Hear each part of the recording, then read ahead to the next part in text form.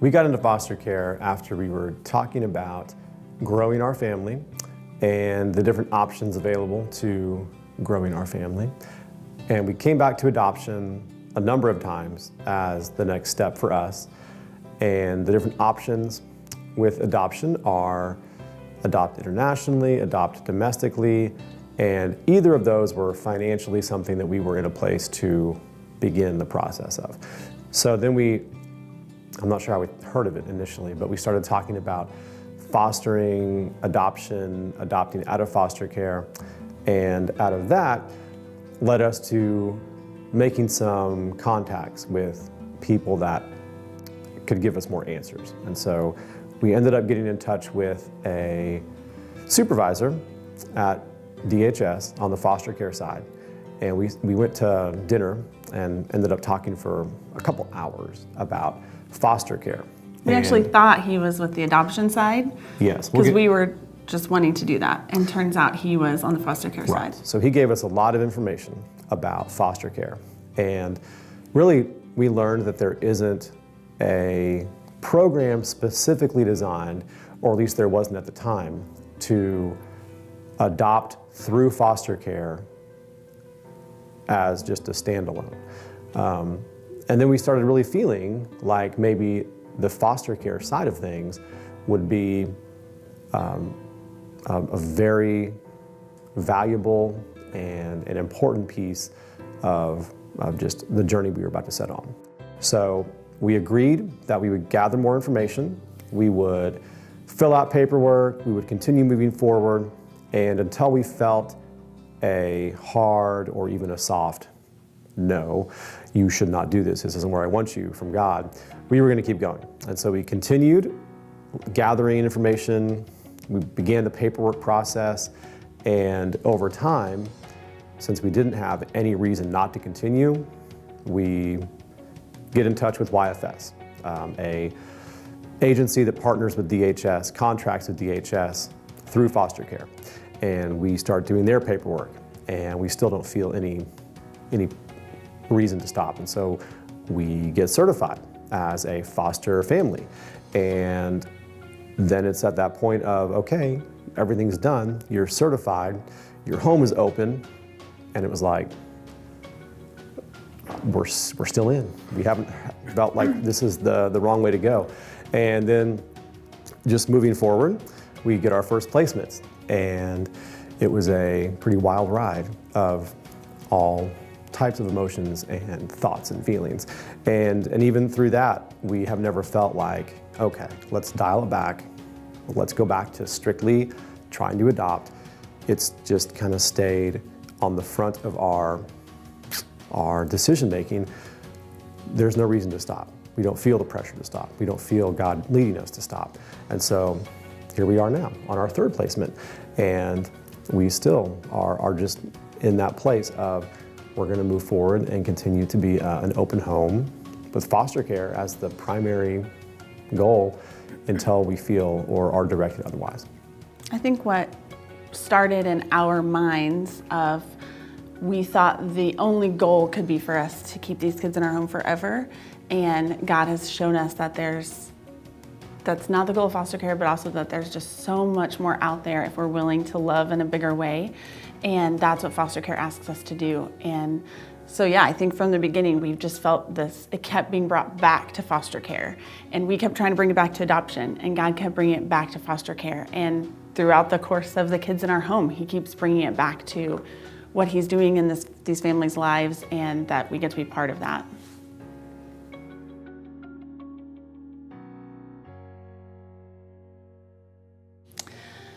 What keeps us going in foster care, there are a few things.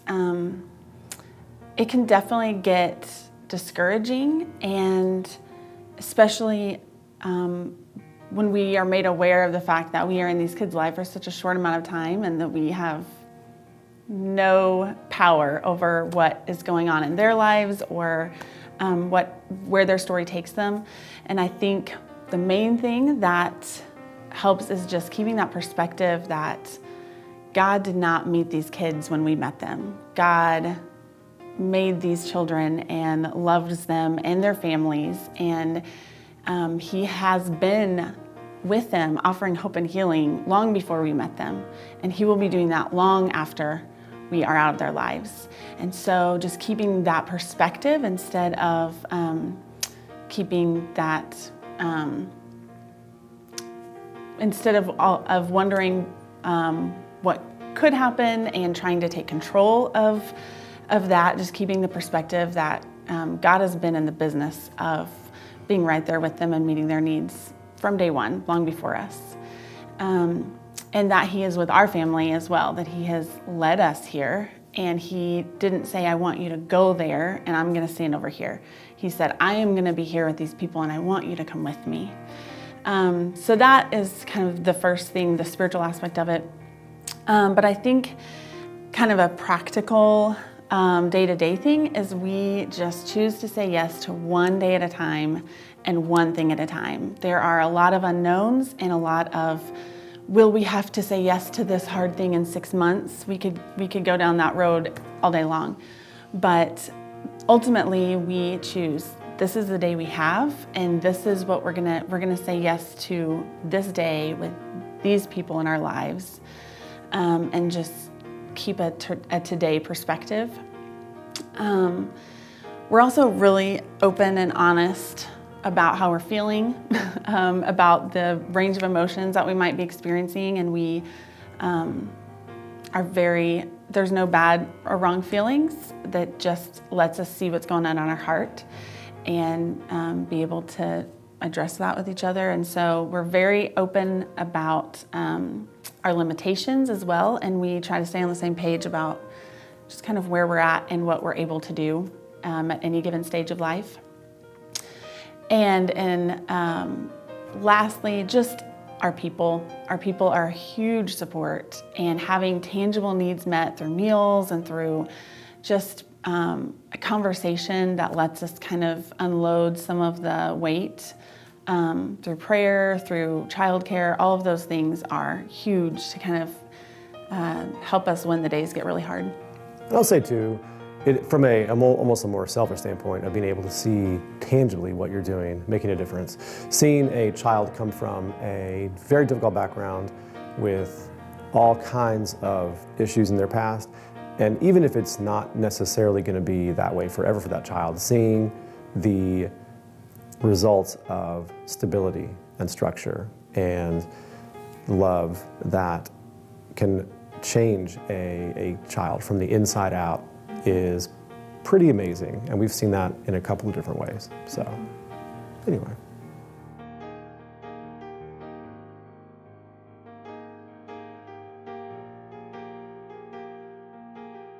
I think I've seen the gospel more clearly since we've started our foster care journey than I probably ever really understood it before. God had this plan A for His people and His children, and sin messed that up. And so in order to have a relationship with them, He sent Jesus into this messy, painful world. And while Jesus was there, He went into some really uncomfortable places and some really broken places to offer love and healing. And when He did that, He saw these flawed, imperfect people, and He said, hey, come with me. I'm going here, and I want you to join me. And because of that, because of what Jesus did, we are reunified with God. We have the chance to be reconnected to God. And God is still in the business of doing that today. He's still meeting people in broken places and looking at other flawed, broken people saying, hey, come with me. I have something really special I'm doing, and I'm showing some big love, and I want you to be part of that. So I think a lot of times people kind of view foster parents as the saviors, and we are not the saviors in this story. We are just the very imperfect people who get to follow our Savior around. So I've seen a lot of just healing and hope And just the opportunity for redemption is always there in foster care. And I think that's the heart of God.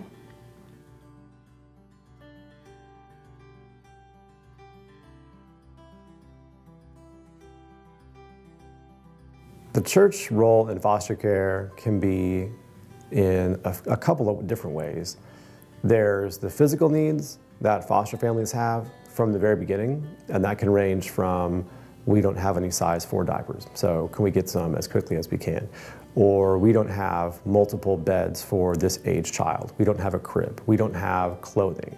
So the physical side is important because that's going to help meet the immediate need of how are we going to take care of these kids that potentially you weren't expected to take care of. When you get the call about placement, when your home is open, you might have an idea of what you want it to look like, but if they call and say, we have a sibling group of 3 and there's nowhere they're gonna get split up, what are you gonna do? But say yes, if you're in a place to say it. And even if you're not, that's where the physical needs can be met by the church body. So being available to assist with those needs has been really helpful for us. And there have been a lot of people that have stepped in and helped us out with that. The mental support side is if you have the ability to help a foster family with just a break, that can be super helpful. It doesn't have to be days, it doesn't have to be an evening or longer than an evening. It can be a few hours of just stepping in, watching their kids, giving them a little short break from the roller coaster that can be foster care at some point throughout the way. So providing that kind of help, meals that takes that hectic evening time and just is that much more of something that you don't have to think about in that moment is also very helpful. I'm just thinking about things we've experienced. On the spiritual side, prayer and checking in and knowing the right questions to ask, or even just saying, hey, how's it going? How are you guys doing? We're praying for you. Things like that, feeling that support is helpful. I also think knowing a little bit about the foster side of things from people in a church that is getting more involved can be helpful. Like when you talk to the foster family, focus less on, well, are you going to keep the kids forever? And more on, well, how can we help you right now? Or how are they doing right now? How are things going right now? Because, I mean, there's no guarantee that you're ever going to end up with these little kids for more than that snapshot in time that you have them. So just kind of being aware of some of the things that foster families are processing and dealing with from a perspective that if you've researched it a little bit or you've taken the time to educate yourself about it a little bit, can come across as, I was like, oh, okay, they get it. They really do get it. So there's other ways too. That's the ways that we've experienced, I think, the most. And I also think for a church that will be, having the kids in their programs, just learning about how trauma affects children and being trauma informed so that then they're equipped to be able to meet the needs of the children in the care during church time as well.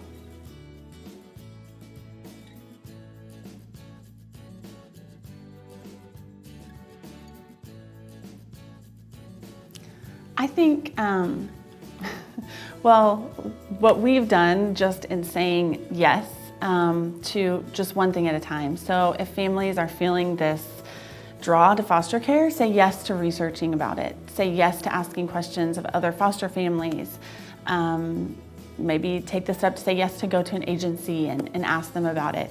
Just take one thing at a time, and you not knowing what to expect isn't something that should keep you from foster care, because you just need to do one thing at a time, one step at a time. And if you get to a step and you feel like, oh, this feels wrong and I don't feel like this is where God is leading us, then don't take the next step. But if you get there and you just think, this feels hard, but I still feel like God is guiding us, then just say yes to the next thing. And because it will be hard, but it will still be worth it. And I would say too, don't be taken back or don't feel like the only way you can support foster care is to be an open home for foster kids, because there are other ways you can absolutely be involved and start that process. And if, as you're continuing forward and you want to open your home and you want to go through that process, then that's awesome. But there are, like we mentioned earlier, other ways you could support as well. It doesn't have to be either be a foster parent or not be involved at all. It doesn't have to be either or, for sure.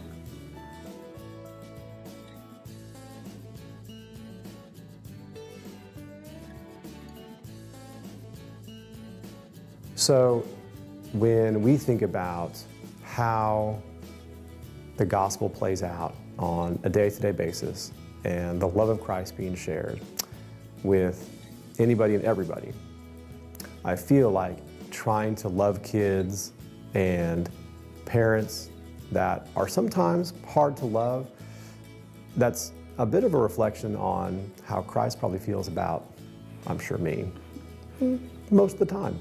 And so trying to move past that and understand that this isn't going to be a love based on how these kids are acting, because sometimes they're not lovable in that moment. Or trying to extend Christ's love to a biological family who just is struggling with just, from our perspective, everything. And understanding that loving the children and the parents regardless through our actions and our words and just how we're living is hopefully a genuine reflection of Christ's love for us on a much smaller scale.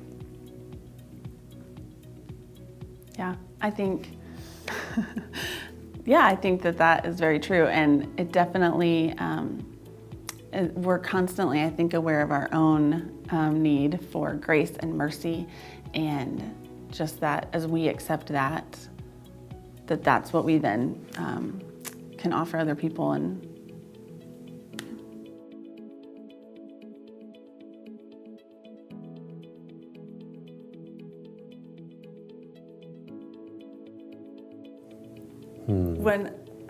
How about this one? I mean, it's kind of cliche, but roller coaster ride. Like, you go into it with these expectations, and when you are at the peak of that roller coaster and you were like building up to it and you've done everything and you're ready, and then the roller coaster drops and you're like, this is not what I expected. And it's scary and it might be intense and you might be doing some screaming during the roller coaster ride. And then it's done and you were like, oh, I can do that again. Let's do it again. And then maybe the same thing happens again. That's how I would probably describe it. A roller coaster ride of emotions and thoughts and feelings. I think the phrase that I used to always think of when we first started fostering was, well, that escalated quickly. So that's kind of what I would say. It does.